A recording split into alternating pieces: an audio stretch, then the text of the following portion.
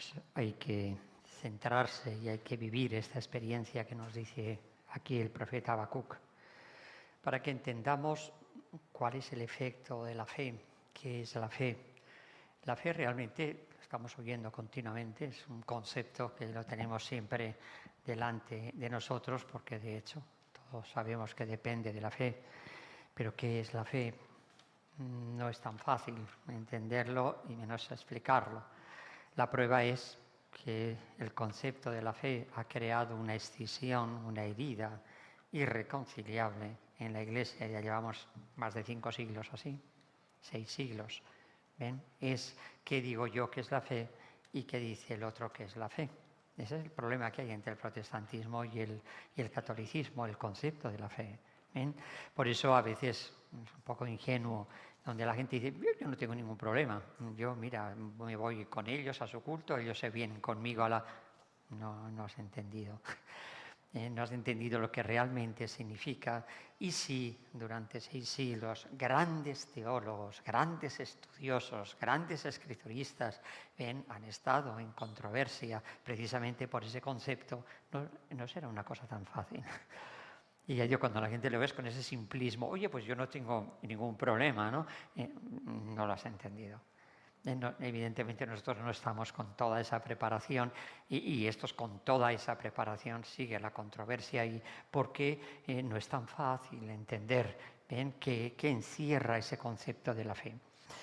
El profeta Habacuc nos habla de una realidad que todos vivimos. De alguna forma, como que estamos siempre aspirando, ¿no?, a esa paz, a esa realización, a eso que llamamos el cielo.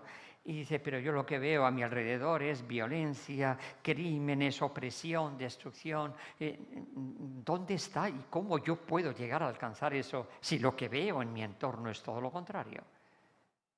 Es la realidad en la que vivimos y uno dice, pero vamos a ver, es verdad todo eso que nos dice Dios, que nos espera para una felicidad sin límites, cuando la realidad que yo veo hoy, que estamos todo el día palpando y más con los medios de comunicación, es todo lo contrario. Dice uno, pero eso es posible. O sea, el hombre puede llegar a alcanzar esa plenitud que, ya digo, nada hay que le pueda indicar. Y dice aquí el profeta, ¿hasta cuándo, Señor, pediré auxilio? Porque como veo todo tan en contra, y yo mismo tan en contra de ese plan de Dios, ¿hasta cuándo pediré auxilio?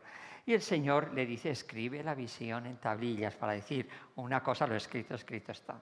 Está Dios hablando, diríamos, en forma de juramento. La visión tiene su plazo, es decir, entra en el tiempo, llegará a su término sin defraudar. Si se retrasa, espera, llegará, no tardará. ¿Qué va a venir?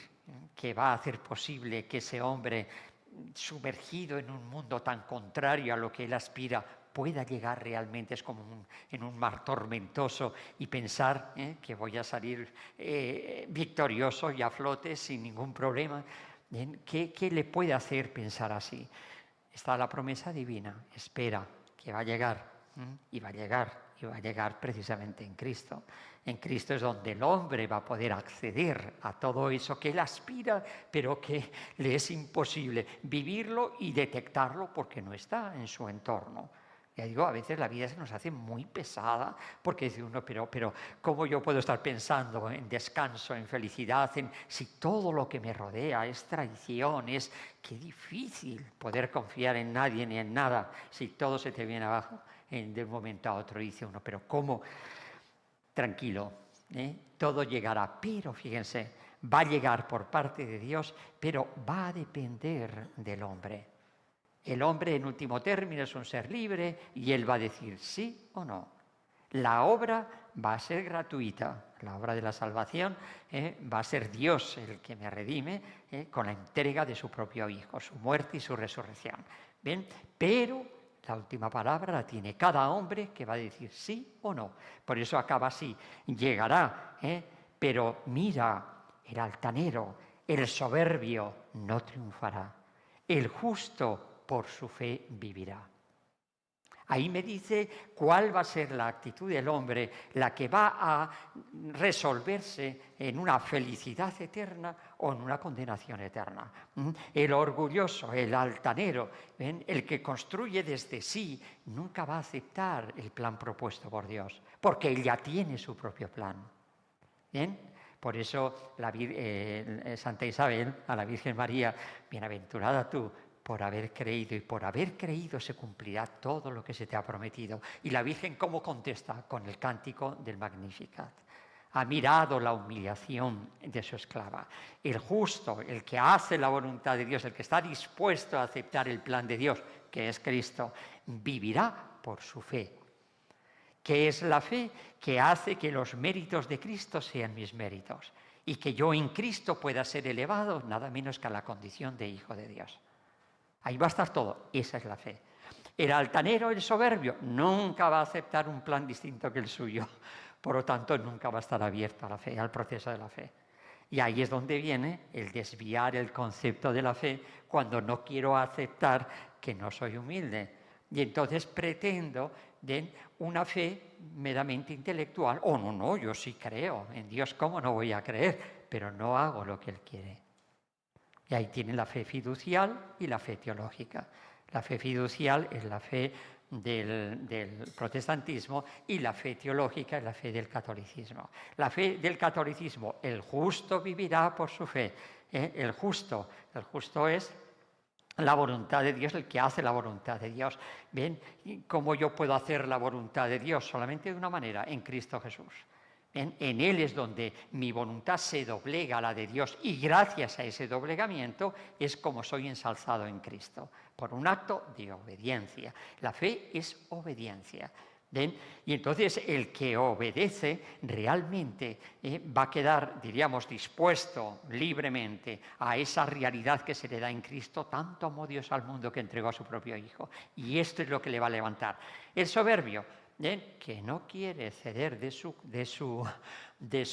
plan, de su proyecto, no, yo confío en Cristo, pero hago lo que yo quiero. ¿Ven? Lo van a entender enseguida. Tienen ustedes un cáncer terminal. Hay un amigo de ustedes, médico, que es técnico precisamente en ese cáncer.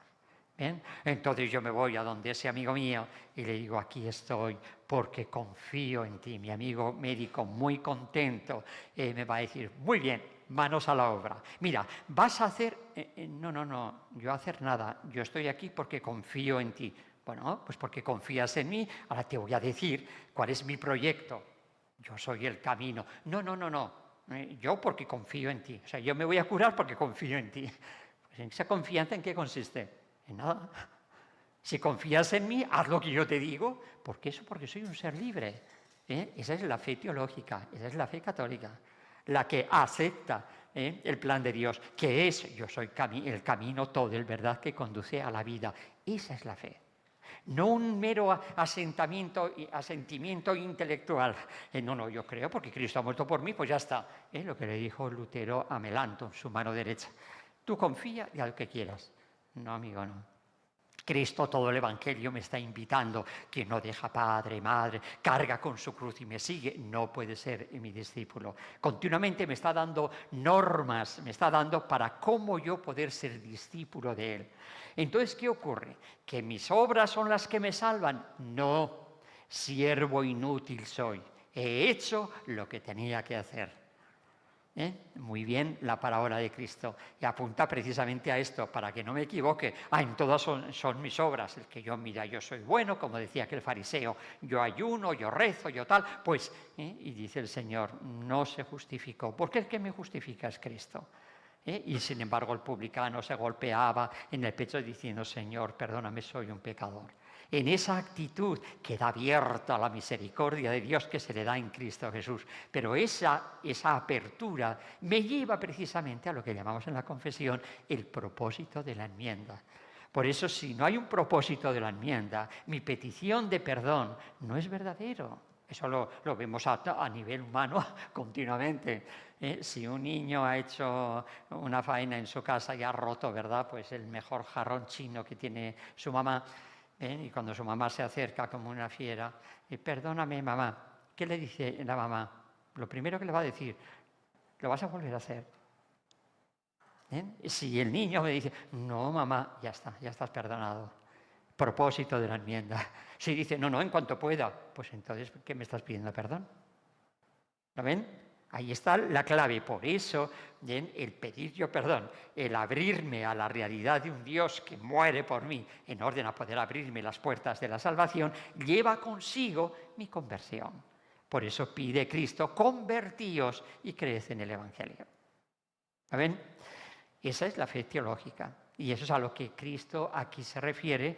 Había habido un problema donde un papá está desesperado porque su hijo está enfermo, no sé si era epilepsia o era endemoniado. El caso es que no consigue que los apóstoles lo curen. Y entonces van a donde Cristo. Mira que tus apóstoles, le dice, ¿hasta cuándo os voy a aguantar? ¿Por qué no acabáis de creer? Le dice Cristo, y por eso sale esta jaculatoria. Señor, creemos, pero aumenta nuestra fe. ¿Ven? Yo creo, sí, pero estoy como tambaleándome. Y Cristo contesta, la fe, ¿la tienes o no la tienes? Como un grano de mostaza. Si la tuvieseis así, diríais a esa morera, un árbol, plántate. Evidentemente no me está diciendo que actúe a lo Harry Potter, ¿verdad? Haciendo magias. Sino para decirme algo imposible, como le voy a decir yo a un árbol que se arranque y se plante. Bueno, pues todo el poder de Dios, todo es posible al que cree. Dios se os da todo entero, si lo aceptáis existencialmente, como camino, todo el verdad que conduce a la vida. Todo está, por eso San Pablo llama a la fe obediencia, la obediencia de la fe. Ahí va a estar todo. Ese es el plan cristiano. Eso es lo que realmente nos conduce. No mis obras, sino la gratuidad por parte de Dios, pero que necesita mis obras. Y es lo que San Pablo le dice a Timoteo. Te recuerdo que reavives el don de Dios. Si yo la fe no la actualizo, si no le doy forma, si no la vivo, se va adormeciendo porque somos así. Vamos bajando hasta que esto se pierde. Somos así. No tenemos ninguna perseverancia. Y entonces, como no esté yo continuamente activando, automáticamente voy a empezar a mirar, ¿ven?, de una forma que no sobrenatural desde Dios, sino desde lo natural. ¿Ven? Eso es lo que le pasó a Judas. Judas empieza con Cristo, todo animoso por un plan espiritual, pero poco a poco fue bajando hasta que se puso en un tú a tú con Cristo. No se podría haber vendido eso y dar a los pobres corrigiendo a Cristo. ¿Ven? Ya tenía una visión puramente natural, había perdido ese salto. ¿Por qué? Por no haber reactivado. ¿Ven? La fe, la esperanza y la caridad son virtudes. Virtud significa fuerza. Una fuerza, una disposición para. Es lo que hago cuando quiero aprender a conducir. La primera vez que voy a la autoescuela me agarro al guía que no me suelta nadie, aterrado, allí todo es rígido, nada se mueve, ¿ve? Pero poco a poco voy soltándome y al final ya incluso miro para aquí y para allí demasiado. Y ya con un dedito, ¿verdad?, muevo el guía. Que ya he adquirido la virtud de la conducencia, del poder conducir. ¿Ven? Es una fuerza, una disposición que se va. Bueno, la fe, la esperanza y la caridad son virtudes, son fuerzas que me hacen vivir, ¿ven?, desde esa mirada de lo de Dios que ve el mundo totalmente distinto. ¿Ven? Yo estoy crucificado para el mundo y el mundo crucificado para mí. Pero eso necesita. La fe y la esperanza son dos virtudes para la militancia, mientras voy caminando. ¿Ven? Esas dos virtudes en el cielo desaparecen. ¿Por qué? Porque la fe es creer en lo que no veo, allí veo, y esperar en lo que ya es mío, pero todavía no, pero allí ya está. Por lo tanto, fe y esperanza desaparecen. Queda el amor. El amor es Dios. Entonces, la fe y la esperanza en esta vida, precisamente para llevarme a vivir el amor. Amaos como yo os he amado. Abriéndome a la realidad de Cristo mediante la fe, poniendo mi esperanza, mi objetivo, precisamente en eso que Él me ha conseguido ya, sentado a la derecha del Padre, eso me dinamiza para atreverme a vivir el amor como lo vive Él. Amaos como yo os he amado. Nadie ama más a su hermano que el que da la vida por él. Toda la vida se transforma. Y esto es lo que el apóstol le dice a Timoteo. Reaviva el don de Dios que hay en ti. Pues Dios no nos ha dado un espíritu de cobardía. ¡Cuánta cobardía! ¡Cuánta cobardía! Y esa cobardía la quiero luego camuflar, buscando culpables. Pero en realidad es una cobardía existencial. No me atrevo a dar el paso que me exige el Evangelio. Un espíritu de fortaleza, de amor y de templanza. Miren qué bien, ahí tienen toda la vida cristiana. De fortaleza, la fe es la que lleva al cristiano hasta dar la vida por la verdad. Y es como digo, como veo, pero veo desde Dios. Entonces soy capaz de vislumbrar, a pesar de verlo todo tan negativo, estoy viendo el triunfo de Cristo. Yo he vencido al mundo. Y eso da fuerza para poder seguir luchando. Fortaleza, amor.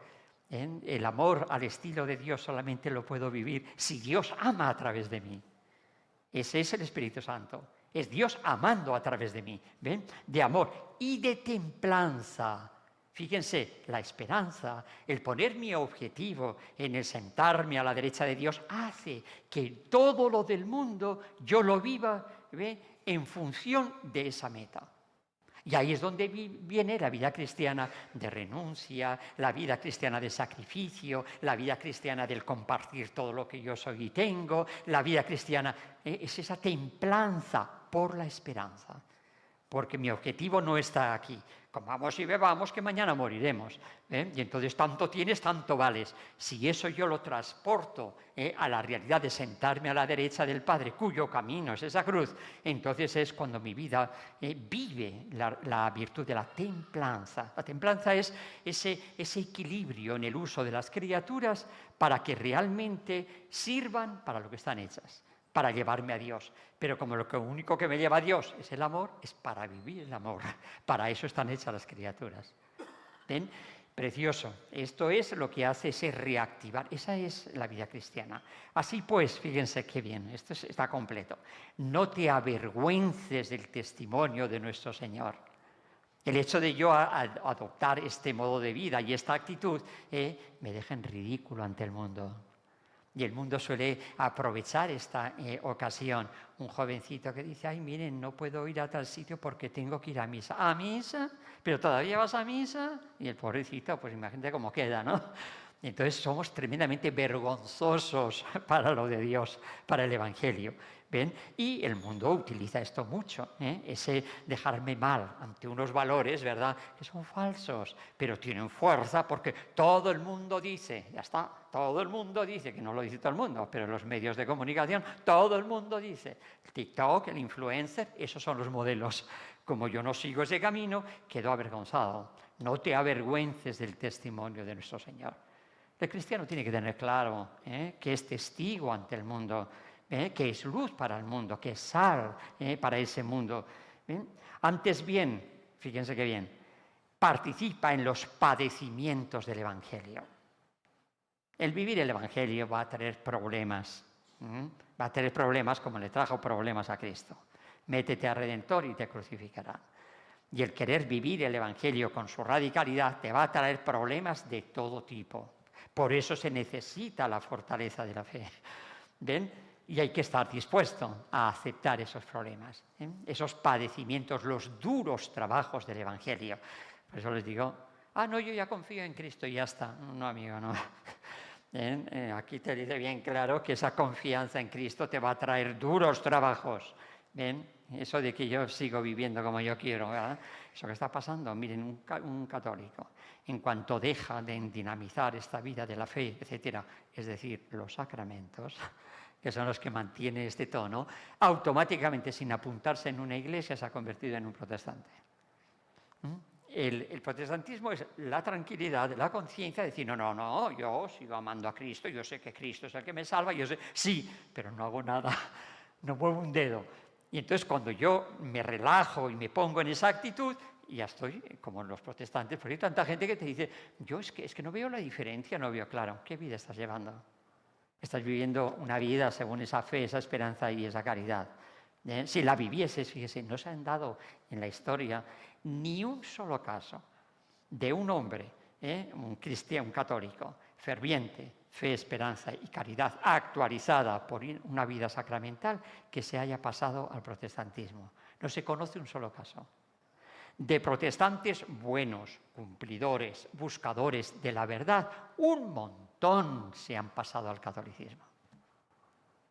Porque si yo me pongo a buscar la verdad y me pongo en la actitud de seguir lo que Cristo me dice, inmediatamente voy a entrar en esa dinámica de esa fe auténtica que me sumerge en Cristo y transforma toda mi vida. ¿Ven? Precioso San Pablo. Antes bien, toma parte en los duros padecimientos del Evangelio según la fuerza de Dios. Es Él el que te la va a dar. Y acaba, ten por modelo las palabras sanas que has oído, la tradición. Siempre la tradición. Dios ha hablado, Dios ha manifestado, la revelación ha sido completada con la muerte del último apóstol, sobre los apóstoles se construye la iglesia, y esto San Pablo insiste muchas veces. ¿Ven? No cambies nada, mantente en lo que has aprendido. Y sigue, vela por el precioso depósito, el depósito de la fe, vela, hay que cuidar la fe. La fe la pongo de muchas maneras en peligro. ¿Ven? Cuando yo le digo a la gente, bueno, a mí me da igual, mire, yo me voy con mi pareja, con el otro, con el más allá. Un día vamos a su iglesia, otro día vamos a la otra. ¿Qué? Pero tú no tienes esa capacidad, como yo tampoco la tengo. O sea, tener ese discernimiento teológico, escriturístico, para poder discernir, no es tan fácil. Pero la realidad es que luego en la práctica resulta que dejo los sacramentos, no me importa nada, o comulgo sin estar preparado, o ¿qué ha pasado? Ha pasado que te has venido abajo. ¿Por qué? Porque no has velado por el depósito de la fe. Hay que tener mucho cuidado porque la fe, repito, hay que mantenerla en su tono, sino automáticamente. ¿Y cómo se mantiene? ¿Y por qué ese mantener en la fe es la que nos realiza en Dios? Con la ayuda del Espíritu Santo que habita en nosotros. Todo está en el Espíritu Santo, es la fuerza. ¿Ven? Dios, Cristo, nos consigue con su muerte y su resurrección el Espíritu Santo, pero el Espíritu Santo solo puede actuar en mí si yo quito el pecado. O sea, lo primero que hace Cristo es perdonar para que el Espíritu Santo aterrice, pero yo puedo seguir pecando. Si no quito el pecado, el Espíritu Santo no puede aterrizar. Sin ese Espíritu Santo, mi fe, esperanza y caridad no van a poder nunca desarrollarse en plenitud. Por eso se detecta enseguida. O sea, no hace falta que nadie te diga nada cuando ves que una persona se despista. Espérate tú, aquí hay problema. Ya digo, la típica, eso me ha pasado a mí un montón de veces, con su moñito aquí arriba, con su Biblia más grande que ella. A ver cuándo se convierte, padre. Y yo, pues muy bien, ¿usted cuándo se convirtió? Yo me convertí hace años. Muy bien. ¿A que cuando usted se convirtió, a que estaba viviendo en pecado? No me lo cuenta a mí, yo no se lo voy a preguntar ni quiero saberlo.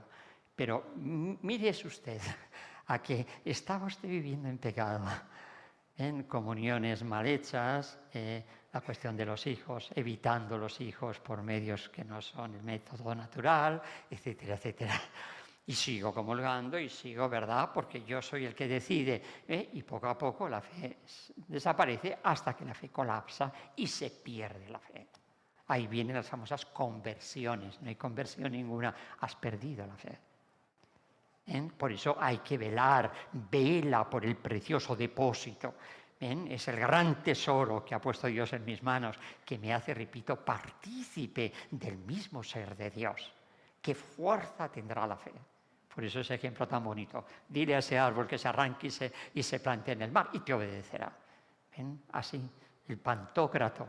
Todo es posible para el que cree. Pues ojalá aprovechemos las enseñanzas de San Pablo siempre que activo porque él se llevó un disgusto muy grande, cuando él descubre que el gran plan de Dios, oculto desde los siglos, lo manifiesta en Cristo y este crucificado, dándonos camino para poder llegar hasta él después de haber sido pecadores. ¿Ven? Cuando él descubre esto y se lanza, yo predico a Cristo y este crucificado, pero ve que no hay respuesta. Y ve que hay muchos que le miran, ¿verdad?, que se ríen de él, porque eso le pasó mucho con los judíos. ¿Qué ocurre? Y entonces llega a una conclusión tremenda. La fe no es de todos. Dios quiere que sea para todos, pero no es de todos, porque no todos la van a aceptar. ¿Ven? Ahí es donde nos toca estar, ahí es donde nos toca nuestra parte.